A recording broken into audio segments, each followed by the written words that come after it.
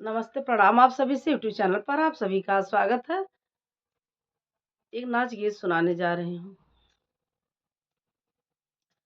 जयपुर बाजार ससुर चालब की नाही, जयपुर बाजार ससुर चालब की नाही। टिकवा बिकाला ससुर लाई देव की नाही, चुनरी बिकाला ससुर लाई देव की नाही। लेबो की नाही मोल करबो की नाही, हमारे छछने ससुर पाइबो तू नाही। हमारे छछने ससुर पाइबो तू नाही, जयपुर बाजार भसुर चालबो की नाही, जयपुर बाजार भसुर चालबो की नाही। हारवा बिकाला भसुर लाई देबो की नाही, झुमका बिकाला भसुर लाई देबो की नाही।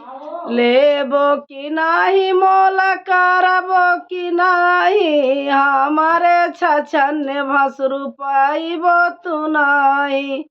हमारे छछने भसुर पाइबो तू नाही, जयपुर बाजार देवरू चालबो की नाही, जयपुर बाजार देवरू चालबो की नाही।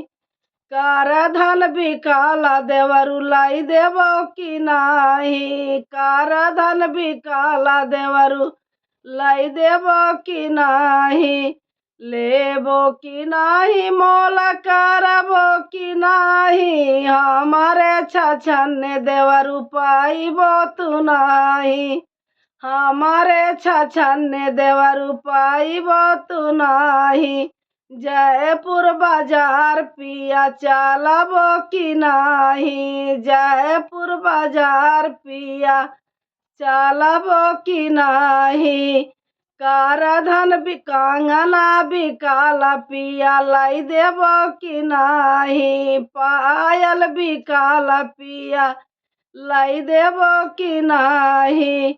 लेबो की नाही मोल करबो की नाही, हमारे छछने पिया पाइबो तू नाही। हमारे छछने पिया पाइबो तू नाही, जयपुर बाजार पिया चालबो की नाही। चुनरी बिकाला पिया लाई देबो की नाही, चुनरी बिकाला पिया लाई देबो की नाही। लेबो की नाही मोल करबो की नाही, हमारे छछने पिया पाइबो तू नाही। हमारे छछने पिया पाइबो तू नाही।